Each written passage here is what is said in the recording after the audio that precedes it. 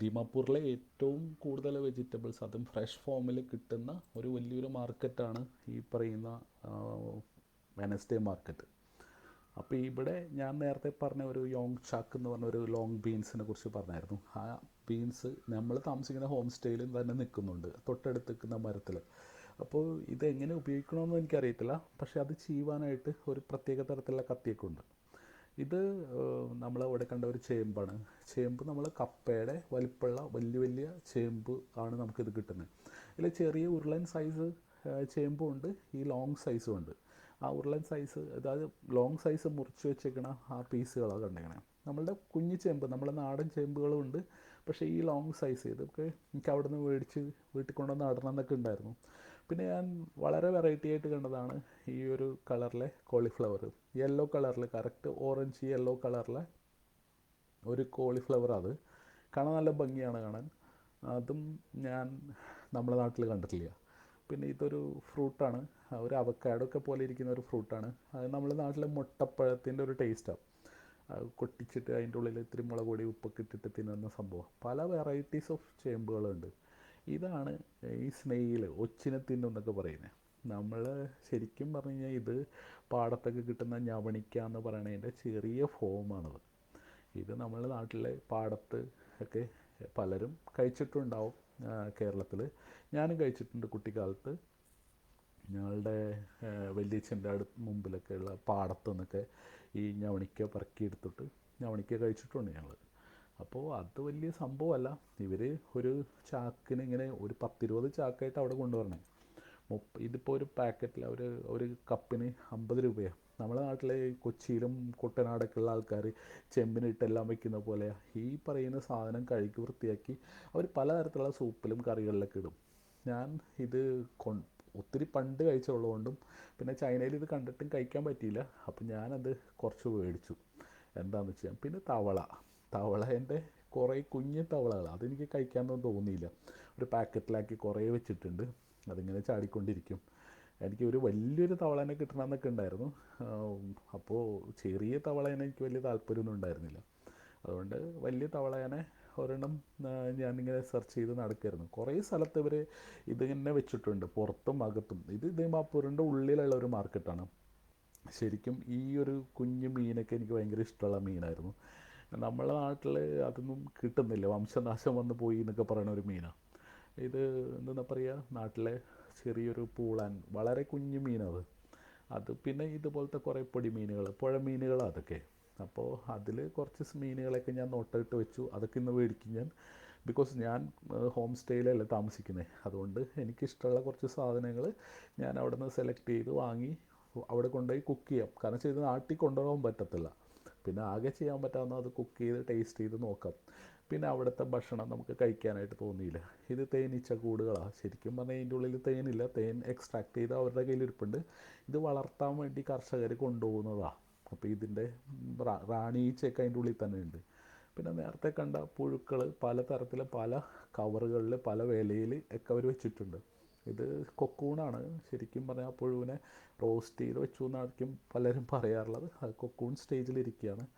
എന്നിട്ട് ഇതിൻ്റെ ഉള്ളിൽ ശരിക്കും പറഞ്ഞു കഴിഞ്ഞാൽ ഇനി പുറത്തേക്ക് വരുന്നത് ചിത്രശലഭമായിട്ടായിരിക്കും.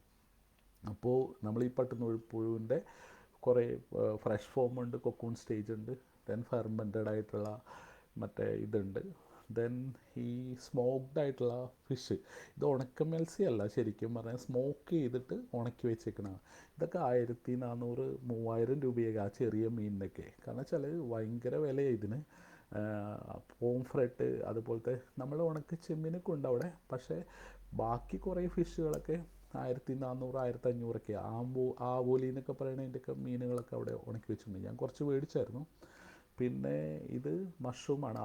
ഈ പറയുന്ന ചിപ്പിക്കൂണെന്ന് പറയണ അതിനെ ഉണക്കിയ ഫോമിൽ കിട്ടും. ഞാൻ അത് ഫ്രഷ് വാങ്ങിയായിരുന്നു, ഉണക്കിയതും വാങ്ങിയായിരുന്നു. അപ്പോൾ ഉണക്കിയത് നമുക്ക് പിന്നെ വീട്ടിൽ കൊണ്ടുപോകാനായിട്ടൊക്കെ സാധിക്കും. അപ്പോൾ അതുകൊണ്ട് ഫ്രഷ് ഫോമും കിട്ടി. ഫ്രഷ് ഫോം ഞാൻ അവിടെ കറി വെച്ചു. അപ്പോൾ അത് ഞാൻ കിച്ചണിൽ കൊണ്ടുപോയി കുറേ സാധനങ്ങളുണ്ട്, ഞാൻ കാണിച്ചു തരാം. പിന്നെ ഈ ചേമ്പൊക്കെയാണ് ഞാൻ പറയുന്നത് നാട്ടിൽ കൊണ്ടുപോയി എനിക്ക് നടാനായിട്ട് തോന്നിയ കുറച്ച് സംഭവങ്ങൾ. അതെല്ലാം ഞാൻ ഇപ്പോൾ നെക്സ്റ്റ് ടൈമിൽ വരുമ്പോൾ അതൊക്കെ വാങ്ങിക്കാനുള്ള ഒരു പ്ലാനോട് കൂടി ആയിരിക്കും വരുന്നത്. അപ്പോൾ പറ്റുമെങ്കിൽ ട്രെയിനിൽ ട്രാവൽ ചെയ്യുകയാണെങ്കിൽ കൂടുതൽ സംഭവങ്ങൾ കൊണ്ടുപോകാൻ പറ്റും. കാരണം വെച്ചാൽ 15 കിലോ ആണ് നമുക്ക് ഫ്ലൈറ്റിൽ അലൗ ചെയ്യുന്നത്. കിട്ടുന്ന കുറേ സാധനങ്ങളൊക്കെ വാങ്ങിക്കൂട്ടാനായിട്ട് ഞാൻ നോക്കിയിട്ടുണ്ട്. എന്നാലും ഫ്ലൈറ്റിൽ ഏകദേശം 2 കിലോ ബാലൻസ് നിന്നിട്ടാണ് ഞാൻ സാധനങ്ങളൊക്കെ അഡ്ജസ്റ്റ് ചെയ്ത് ഫ്ലൈറ്റിലേക്കുള്ളതൊക്കെ മേടിച്ചത്. പിന്നെ പലതരത്തിലുള്ള മില്ലറ്റ്സ് ഉണ്ട്, ചെറുധാന്യങ്ങൾ. നമ്മളുടെ നാട്ടിൽ ഇതുവരെ കഴിക്കാത്തതും കാണാത്തതും ഇപ്പോൾ മില്ലറ്റ്സ് ഇഷ്ടംപോലെ അവൈലബിൾ ആണ്. എന്നാലും നമ്മൾ അതിനെക്കുറിച്ച് അവെയർനെസ് ഉണ്ടാവേണ്ടതുണ്ട്. കാരണം പലതരത്തിലുള്ള ഈ ധാന്യങ്ങൾ, നമുക്ക് ചോറ് എന്ന് പറയുന്ന സങ്കല്പത്തിൻ്റെ അപ്പുറത്തേക്ക് നമ്മൾ ഈ ചെറുധാന്യങ്ങൾ, അത് മില്ലറ്റ്സ് എന്ന് പറയുന്നത്, ഇപ്പോൾ റാഗി മാത്രം നമുക്കറിയുന്നത്. അപ്പോൾ അതൊക്കെ ഒന്ന് നമ്മൾ ട്രൈ ചെയ്യണം. പിന്നെ വീട്ടിൽ കുക്കിങ്ങും വെജിറ്റബിൾസും മറ്റേ ഇറച്ചിയും ഒക്കെ വെട്ടണം കൊണ്ട് തന്നെ എനിക്ക് കത്തികളോട് ഭയങ്കര പാഷനാണ്. അതും പലതരത്തിലുള്ള മലപ്പുറം കത്തി, ഇങ്ങനെ ഗൂർക്കകളുടെ കയ്യിലിരിക്കുന്ന കത്തി, ഇങ്ങനെയുള്ള പല സൈസ് കത്തികൾ അവിടെ ഉണ്ട്. ഇതൊന്നും ഫ്ലൈറ്റിൽ അലൗഡ് അല്ല. അല്ലെങ്കിൽ അതുമൊക്കെ വാങ്ങി കൂട്ടിയാൽ 500-600 അവർ വില പറഞ്ഞത്. പക്ഷേ ബാർഗെയിൻ ചെയ്താൽ ഒരു 350 രൂപയ്ക്ക് വരെ തരും. കണ്ട ഈ അരിവാൾ പോലത്തെ കത്തികളൊക്കെ. എനിക്ക് കത്തി ഭയങ്കര പാഷനാണ്. വീട്ടിൽ ഒരു 10-20 കത്തികളൊക്കെ ഞാൻ തന്നെ മേടിച്ച് വെച്ചേക്കണേ. അപ്പോൾ ഈ കത്തികൾ കണ്ടിട്ട് അതിൻ്റെ അരിയത്തൊന്നും പോകാൻ തോന്നിയില്ല. കുറേ കത്തികൾ മേടിക്കണം. അപ്പോൾ ഇതെല്ലാം മേടിച്ച് നാട്ടിലെത്തിക്കണം എന്നുണ്ടെങ്കിൽ ആകെ ഒരു മാർഗ്ഗമുള്ളൂ, ട്രെയിനിലൊരു പ്രാവശ്യം വരണം. പക്ഷേ ട്രെയിനിൽ വരിക എന്ന് പറയുന്നത് 62-63 മണിക്കൂർ ട്രെയിനിൽ സ്പെൻഡ് ചെയ്യണം. ദീമാപൂരിൽ നിന്ന് നമ്മൾ എറണാകുളത്തേക്ക് വരികയാണെങ്കിൽ 63-64 ട്രെയിൻ ഡിലേ 10-70 മണിക്കൂറുണ്ട്. അതായത് ഒരു 3 ദിവസം ട്രെയിൻ യാത്ര എന്ന് പറയുന്നത്, അത് സഹിക്കാൻ സാധിക്കുമെങ്കിൽ നമുക്ക് ഈ ദീമാപൂർ കത്തി ഒക്കെ കൊണ്ടുപോയി നമുക്ക് കൊണ്ടുപോകാം. അല്ലെങ്കിൽ ഇതൊക്കെ നമ്മൾ പലതരത്തിലുള്ള കത്തി നമ്മളവിടെയും കിട്ടും. ഇപ്പോൾ ഓൺലൈനിലൊക്കെ ഓർഡർ ചെയ്ത് കിട്ടും. പക്ഷേ നമ്മൾ ഓരോ സ്ഥലത്തു നിന്നും പോയിട്ട് വാങ്ങിക്കൊണ്ട് വരുമ്പോൾ നമുക്കതൊക്കെ എടുക്കുമ്പോൾ നമുക്കതൊരു ഓർമ്മകളാണ്. പലപ്പോഴും വിദേശ രാജ്യങ്ങളിൽ നിന്ന് നമുക്ക് പലതും മേടിക്കാൻ പറ്റില്ല, ഇതുപോലത്തെ ടൂൾസൊന്നും മേടിക്കാൻ പറ്റില്ല. മെയിൻ കാരണം എന്ന് പറയുന്നത് ഈ ഫ്ലൈറ്റിൽ അലൗഡ് അല്ല. അപ്പോൾ ഫ്ലൈറ്റിൽ വരുന്ന സമയത്ത് നമുക്ക് ഇത്തരം സാധനങ്ങളൊക്കെ നമ്മുടെ മനസ്സിൽ കണ്ടിട്ട്, എനിക്ക് ഏറ്റവും ഇഷ്ടമായിട്ടുള്ള സാധനം ഞാൻ ഉപേക്ഷിച്ച് പോകുന്നത് ഈ കത്തികളാണ്. കത്തി എന്ന് പറഞ്ഞാൽ പല വെറൈറ്റീസ്, അതും ഈ ചൈനക്കാരുടെ കയ്യിലിരിക്കുന്ന പല കത്തികളും അവിടെയുണ്ട്. അപ്പോൾ അതെല്ലാം നെക്സ്റ്റ് ടൈമിൽ പോയിട്ട് ഞാനത് വാങ്ങിക്കൊണ്ട് വരും. പിന്നെ നമ്മൾ കൃഷിപ്പണിക്കൊക്കെ ഉപയോഗിക്കുന്ന കുറച്ച് ആയുധങ്ങളും കാര്യങ്ങളൊക്കെ അവിടെ ധാരാളം വെച്ചിട്ടുണ്ട്, നമ്മൾ കുഞ്ഞു കുഞ്ഞു കൃഷിപ്പണികൾക്കൊക്കെ ഉപയോഗിക്കുന്ന തരത്തിൽ. പിന്നെ ഞാനൊരു കാഴ്ച കണ്ടായിരുന്നു അവിടെ ദീമാപൂർ റെയിൽവേ സ്റ്റേഷനിൽ. ഈ ഡോഗിനെ ട്രാൻസ്പോർട്ട് ചെയ്യുന്ന ഇല്ലീഗലാണ്. കാരണം വെച്ചാൽ പട്ടീനെ അവിടെ കൊല്ലുന്നുണ്ടല്ലോ, പട്ടിയിറച്ചിയൊക്കെ വിൽക്കുന്നുണ്ട്. ആ കാഴ്ചയാണ് ഇപ്പം നിങ്ങൾ കാണുന്നത്. പട്ടീനെ ഇങ്ങനെ കെട്ടിയിട്ടേക്ക് ആ ചാക്കിൽ. അവർ വീഡിയോ എടുക്കാനൊന്നും സമ്മതിക്കത്തില്ല.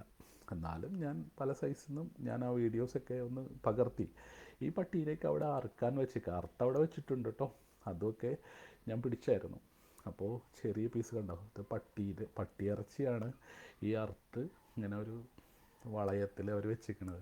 കൈയും കാലൊക്കെ ഇട്ടുണ്ട്. എന്നിട്ട് അവിടെ നിന്ന് തന്നെ ആ പട്ടിയിറച്ചി വേവിച്ചിട്ട് അവർ തിന്നണമുണ്ട്. പട്ടിയോട് എന്താണ് നമുക്കൊരു വിഷമം നമ്മൾ ചോദിക്കരുത് കേട്ടോ. അവരവരുടെ പലതരത്തിലുള്ള ട്രൈബ്സ് ഉള്ളതാണ്. 16-20 ഗോത്രവർഗ്ഗങ്ങൾ താമസിക്കുന്ന ഒരു സ്ഥലമാണ് ഈ നാഗാലാൻഡ്. അവർ ഈ പട്ടീനെ, എലീനെ, ഇത് ചൈനയിലും നിങ്ങൾ പോയി കഴിഞ്ഞാൽ ഇത്തരം ഗോത്രവർഗ്ഗങ്ങളെ കാണാൻ പറ്റും. അപ്പോൾ അവർ അത് കഴിക്കും, അത് അവരുടെ ഇഷ്ടമാണ്. ഇപ്പോൾ പശു ചില ആൾക്കാർ കഴിക്കില്ല, ചില ആൾക്കാർ കഴിക്കും. പന്നി ചില ആൾക്കാർ കഴിക്കില്ല, ചില ആൾക്കാർ കഴിക്കും. അപ്പോൾ ഓരോരുത്തർക്കും ഫുഡ് അവരുടേതായ സ്വന്തം അവകാശമാണ്. മനസ്സിലായോ? പശുവിനെ കഴിക്കുകയാണെങ്കിൽ പട്ടീനെ കഴിക്കാം അവർക്ക്. അപ്പോൾ അവിടെ ഏറ്റവും വില കൂടിയ ഇറച്ചിയാണ്. അതുകൊണ്ട് മട്ടനേക്കാളും കൂടുതൽ വിലയാണ് ചോദിച്ചപ്പോൾ പറഞ്ഞത്. അപ്പോൾ അവിടെ ഈ പുഴുവാണെങ്കിലും പലതരത്തിലുള്ള ഇൻസെക്ട്സ് ആണെങ്കിലും, ഇൻസെക്ട്സിൻ്റെ മുട്ടയാണെങ്കിലും ഇതൊക്കെ ഞാൻ ഈ തവളേനെ മേടിച്ചു. കാരണം വെച്ചാൽ ഇതൊരു വലിയൊരു തവളയാണ്. നമ്മുടെ നാട്ടിൽ തവള പിടുത്തമൊക്കെ നിരോധിച്ചേക്കാമല്ലോ. കുട്ടിക്കാലത്തൊക്കെ നമ്മൾ ഒരുപാട് കഴിച്ചിട്ടുണ്ടാവും. പിന്നെ വലിയ ആൾക്കാരും ഒളിച്ചും പാത്തൊക്കെ കഴിച്ചിട്ടുണ്ടാവും. പിന്നെ ഈ സ്നെയിൽ അത് കുറച്ച് മേടിച്ചു. ഈ ഒരു മീൻ കുറച്ച് മേടിച്ചു. അങ്ങനെ ഈ തവള ഇത്തിരി പുഴുവിനെ മേടിച്ചു. എന്താണെന്നൊന്നും അറിയണമല്ലോ. അത് ശരിക്കും പറഞ്ഞാൽ പ്രോട്ടീനീഷ്യസാണ്. ശരിക്കും നമ്മുടെ മലയാളിയിൽ കുറേ ആൾക്കാർ യൂട്യൂബിലൊക്കെ ചാനലിലൊക്കെ ഇട്ടിട്ടുണ്ട് ഇത് നല്ല ടേസ്റ്റുള്ള സാധനമാണെന്നൊക്കെ. അപ്പോൾ അതൊക്കെ മേടിച്ചു ഞാൻ. മേടിച്ചിട്ട് എൻ്റെ ഫ്രണ്ട്സൊക്കെ ഉണ്ട്, അപ്പോൾ അവർക്ക് ഒന്ന് ട്രൈ ചെയ്യാൻ കൊടുക്കാം. പിന്നെ എനിക്ക് ഏറ്റവും ഇഷ്ടമുള്ളത് ഈ ഒരു ഫ്ലൈയിങ് ഡക്ക്. അത് എനിക്ക് താറാവിനെ ഭയങ്കര ഇഷ്ടമാണ്. കോഴിനേക്കാളേറെ കോഴീനെ ഞാൻ നാടൻ കോഴിയെ കഴിക്കാറുള്ളൂ. അപ്പോൾ ഈ താറാവിനെ കണ്ടപ്പോൾ വാങ്ങിക്കണമെന്ന് തോന്നി. അപ്പോൾ ഈ താറാവ് ഫ്ലൈയിങ് ഡക്ക് അത്യാവശ്യം 2-3 കിലോ തൂക്കമുണ്ട്. അപ്പോൾ തൊട്ടടുത്തൊരു ചിക്കൻ ഷോപ്പുണ്ട്. അവിടെ ശരിക്കും പറഞ്ഞാൽ പല സൈസിൽ ചിക്കൻ വെട്ടി അവിടെ വെച്ചിട്ടുണ്ട്. അപ്പോൾ ആ സ്ഥലത്ത് കൊണ്ട് കൊടുത്തു, അവരത് ക്ലീൻ ചെയ്ത് തരും. അവിടുത്തെ ഒരു പയ്യനാണ് അവിടെ ഈ താറാവിനെ ക്ലീൻ ചെയ്യാനായിട്ട് അവന് 100 രൂപയെ പറഞ്ഞത്. അപ്പോൾ 100 രൂപയ്ക്ക് കുഴപ്പമില്ല, അത് നമുക്ക് ലാഭമാണ്. അവനത് നന്നായിട്ട് ക്ലീൻ ചെയ്ത് വൃത്തിയാക്കിയൊക്കെ തരും. കുറച്ച് നേരം വെയിറ്റ് ചെയ്യണമെന്നുള്ളൂ. അവൻ ചൂടുവെള്ളത്തിലൊക്കെ മുക്കി. ഇപ്പം നമ്മൾ അവിടെ നിന്ന് ഫ്രഷായിട്ട് മേടിച്ചുകൊണ്ട് പോകുന്ന സാധനം ഇവരുടെ കയ്യിൽ കൊണ്ട് കൊടുത്താൽ മതി. ഇപ്പോൾ അവർ ഓൾറെഡി അവർ ഇതുപോലെ വിൽക്കുന്നുണ്ട്, പാർട്സുകളായിട്ടൊക്കെ നമുക്ക് മേടിക്കാം. ലെഗ് മാത്രമാണ്, അല്ലെങ്കിൽ ലെഗ് പീസ്, തൈ പീസ്, അല്ലെങ്കിൽ ചിക്കൻ വിങ്സ്, ഇങ്ങനെ ഓരോരോ പാർട്സുകളായിട്ട് അവർ നീറ്റായിട്ട് വെച്ചിട്ടുണ്ട്. ഞാൻ ആ താറാവിൻ്റെ തലയും കാലൊക്കെ കളയിപ്പിച്ചു. അവർ തലയോട് കൂടിയാണ് തന്നത്. നമ്മൾ തലയും കാലും മാത്രം കളഞ്ഞിട്ട് ഞാനിങ്ങോട്ട് വീട്ടിൽ കൊണ്ടുവന്നു. പിന്നെ വീട്ടിൽ ഈ കിച്ചണിൽ കുറച്ച് ഇവരുടെ മലപ്പുറം കത്തികളൊക്കെ ഇരിപ്പുണ്ട്. അപ്പോൾ ആ നാഗാലാൻഡിൻ്റെ കത്തി പിന്നെ അവരുടെ കട്ടിംഗ് ബോർഡും ഒക്കെ ഉണ്ടായിരുന്നു. അപ്പോൾ അതിന് ഉദ്ഘാടനം ചെയ്യാമെന്ന് വെച്ചിട്ട് ഞാൻ ആ സാധനം മേടിച്ച് നന്നായി കഴുകി വൃത്തിയാക്കി അതിൻ്റെ പൂടയൊക്കെ കളഞ്ഞ് ഈ ഫ്ലൈയിങ് ഡക്ക് ഞാൻ ആദ്യമായിട്ടാണ് കഴിക്കാൻ പോകുന്നത്. ബിക്കോസ് എനിക്ക് ഈ ഫ്ലൈയിങ് ഡക്ക് നമ്മുടെ നാട്ടിൽ ഭയങ്കര വിലയാണ്. അപ്പോൾ എല്ലാവരും ഒരു അലങ്കാര കോഴികളും അലങ്കാര താറാവുകളൊക്കെ ഇട്ട് വളർത്തുന്ന കുറേ സംഭവങ്ങളൊക്കെ ഉണ്ടല്ലോ. ഇവിടെ ഇത് സെയിൽ ചെയ്യണമെങ്കിൽ നല്ലതാണ്. ഞാൻ അത് വെട്ടി കറി വയ്ക്കാമെന്നൊക്കെ തീരുമാനിച്ചു. ഞാൻ അവസാനം അതിനെ സാധാരണ നമ്മളൊരു ചിക്കൻ ഷോപ്പിലൊക്കെ വെട്ടി നമ്മൾ അത്യാവശ്യം പരിചയമുള്ളതാണ്. അതുകൊണ്ട് വീട്ടിലെ ഇറച്ചി മീനൊക്കെ കണ്ടു കഴിഞ്ഞാൽ ഇതുപോലത്തെ ഞാൻ ഫ്രഷായിട്ട് തന്നെ മേടിച്ചുകൊണ്ട് വരും. എനിക്ക് തന്നെ വെട്ടി മുറിച്ച് എടുക്കുമ്പോൾ കിട്ടുന്ന ഒരു സന്തോഷം വേറെ ഉണ്ട്. കാരണം വെച്ചാൽ ഈ അനാട്ടമിയിലൊക്കെ പോകുമ്പോൾ ഈ മനുഷ്യൻ്റെ ശരീരം മുറിക്കുന്ന ആ ഇതിനേക്കാളും വലിയ സംഭവമൊന്നുമല്ല ഈ പറയുന്ന ബേഡ്സിനെയൊക്കെ തിന്നാം. ഞാൻ നോൺ വെജിറ്റേറിയനാണ്. ഞാൻ നോൺ വെജിറ്റേറിയൻ ഭക്ഷണം ധാരാളം ആസ്വദിക്കുന്ന വ്യക്തിയാണ്. അതുകൊണ്ട് ഈ താറാവിന് എനിക്ക് ഭയങ്കര ഇഷ്ടമായത്, നമ്മുടെ നാട്ടിൽ താറാവ് എന്ന് പറഞ്ഞാൽ എല്ല് മാത്രമേ ഉള്ളൂ. ഇത് നോക്കി നിറയെ ഇറച്ചിയാണ്, ഇതിനുള്ളിൽ ധാരാളം മീറ്റുണ്ട്. ആ ഒരൊറ്റ കാരണം കൊണ്ട് തന്നെ ഈ താറാവ് എനിക്ക് മേടിച്ചിട്ട് സങ്കടമൊന്നും തോന്നിയില്ല. ഏകദേശം ഒരു 1000 രൂപ വില പറഞ്ഞ് ഉറപ്പിച്ചു. അയാൾ 1600 പറഞ്ഞു. then 1000 രൂപ വില പറഞ്ഞ് ഉറപ്പിച്ചിട്ടൊക്കെയാണ് ഈ സാധനം മേടിച്ചത്. അത് ആകെ 4-5 ഉള്ളൂ അവിടെ ഈ ഫ്ലൈയിങ് ഡക്ക്. പിന്നെ വലിയ വലിയ കോഴികൾ, അതുപോലെ ഗിനി കോഴികൾ, കൾക്ക്, ഇതൊക്കെ ഉണ്ടായിരുന്നു. അതൊക്കെ ഞാൻ നേരത്തെ കഴിച്ചിട്ടുള്ളതുകൊണ്ട് ഈ ഫ്ലൈയിങ് ഡക്കിനെ കഴിക്കണം എന്നുള്ളൊരു ആറ്റിറ്റ്യൂഡ് ഉണ്ടായിരുന്നു. എൻ്റെ ഹൃദയം തന്നെ വലിയൊരു ഹൃദയമാണ്. നമ്മളുടെ ഹൃദയത്തിൻ്റെ അത്രയ്ക്ക് ഉണ്ട് ഇതൊരു ഹൃദയം. പിന്നെ ഭയങ്കര ഫോഴ്സായിരുന്നു. ഇതിനെ കൈ പിടിച്ച് ഞാൻ കഷ്ടപ്പെട്ടാണ് ഞാൻ അവിടെ എത്തിച്ചത്. ഇത് ഇടയ്ക്ക് പറന്നൊക്കെ പോയിരുന്നു. പിന്നെ തവളയുടെ കാല്, അപ്പോൾ അവർ പറഞ്ഞു നിങ്ങളതിനെ കാല് മാത്രമായിട്ട് കഴിക്കണം, തവളയുടെ എല്ലാം കഴിക്കാം, അതിൻ്റെ ഇൻറ്റസ്റ്റൈൻ എടുത്ത് കളഞ്ഞിട്ട് എന്നൊക്കെ പറഞ്ഞു. അപ്പോൾ ഞാൻ ആ തവളേനെ പരീക്ഷിക്കാമെന്ന് വെച്ചു. പിന്നെ ഈ സ്നെയിൽ, നമ്മുടെ നാട്ടിലെ നവണിക്ക എന്ന് പറയുന്ന സംഭവം, ഇതെല്ലാം ഞാൻ കുറേ സാധനം മേടിക്കണം എന്നൊക്കെ ഉണ്ടായിരുന്നു. പക്ഷേ അധികം പേര് കഴിക്കാനില്ല. അതുകൊണ്ട് തന്നെ ഞാൻ ഇത്രയും സാധനങ്ങൾ ജസ്റ്റ് ഒന്ന് ട്രൈ ചെയ്ത് നോക്കാം. അപ്പോൾ പുഴുവിനെ ഞാൻ ഏറ്റവും അവസാനം ഉണ്ടാക്കിയത്. ഞാനത് കഴിച്ചില്ല. പക്ഷേ പുഴു കഴിക്കുന്ന ആർക്കെങ്കിലും കൊടുക്കും. അപ്പം ഞങ്ങളുടെ മേലെ ഇപ്പം ഇന്ന് വൈകുന്നേരം വേറൊരു ഗസ്റ്റ് വന്നിട്ടുണ്ട്. അവർ ഈ നാട്ടിലുള്ള ആൾക്കാർ തന്നെയാണ്. അപ്പോൾ അതിനെ വറുത്തിട്ട് അവർക്ക് കൊടുത്തു. കുറച്ച് നമ്മുടെ ഫ്രണ്ട്സൊക്കെ ഇട്ട് കഴിച്ചു. അപ്പോൾ ഇത് ഞാൻ സ്നെയിലൊക്കെ നന്നായിട്ട് വൃത്തിയാക്കി കഴുകി അത് അടുപ്പത്ത് വെച്ച് ചൂടാക്കി. ഇതൊക്കെ എല്ലാം അവരുടെ കിച്ചണിലെ ഉപകരണങ്ങളൊക്കെ അവിടെ ഉണ്ടായിരുന്നു. പിന്നെ പൊടികൾ കാര്യങ്ങളൊക്കെ നമുക്ക് വേണ്ടുന്ന മസാലകൾ അതൊക്കെ ഞാൻ ഷോപ്പിൽ നിന്ന് മേടിച്ചിട്ടുണ്ടായിരുന്നു, ഓയിലടക്കം. എന്നിട്ട് ഇതിനെ സ്നെയിലിനെ ആദ്യം പുഴുങ്ങിയിട്ട് അതിൻ്റെ ഉള്ളിലെ മാംസം പുറത്തെടുത്ത് അതിനെ സാധാരണ നമ്മുടെ നാട്ടിൽ കക്ക ഇറച്ചിയൊക്കെ വെക്കുന്ന പോലെ തന്നെ ഒരു മസാലയൊക്കെ ഇട്ട് വെച്ചു. ഇത് തവളക്കാലാണ്. തവളയുടെ തൊലിയൊക്കെ ഉരിഞ്ഞ് വന്നപ്പോൾ ഏകദേശം ഒരു ചിക്കൻ കാല് പോലെയൊക്കെ ആയിട്ടുണ്ട്. അതിനെയും മസാലയൊക്കെ പുരട്ടി മാരിനേറ്റ് ചെയ്ത് മാറ്റി വെച്ചു. അതിനെ ഇനി വറുത്ത് അതിൻ്റെ ഡീവൈനൊക്കെ ചെയ്ത് കഴിഞ്ഞപ്പോൾ ഇത് കിടന്ന് പിടയ്ക്കുന്നുണ്ടായിരുന്നു. പിന്നെ മറ്റേ ഓരോന്നായിട്ട് പ്രിപ്പയർ ചെയ്തു. ഞാൻ ചോറ് മേടിച്ചിട്ടുണ്ടായിരുന്നു. അരി അത്യാവശ്യം നമ്മളുടെ നാട്ടിലെ ഒരു മോട്ടാ റൈസിൻ്റെ പോലത്തെ ഒരു അരി കിട്ടിയായിരുന്നു. അപ്പോൾ ആ ചോറ് ആദ്യം വെച്ച് മാറ്റി.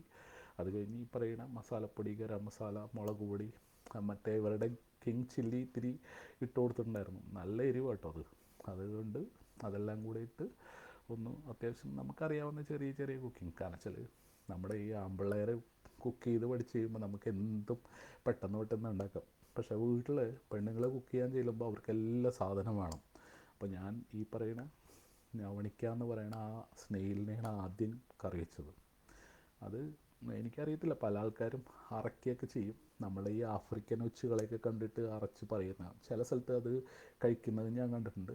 എനിക്ക് ഇത് ചെറുപ്പത്തിലേ കഴിച്ചിട്ടുള്ളത് കൊണ്ടും ഒരുപാട് ആൾക്കാർ കഴിച്ചിട്ടുള്ളത് കൊണ്ടും ഞാൻ ഈ സാധനം എനിക്കൊന്ന് ടേസ്റ്റ് ചെയ്യണമെന്ന് തോന്നി. കുട്ടിക്കാലത്ത് അതിൻ്റെ ഒരു ടേസ്റ്റ് അറിഞ്ഞതാണ്.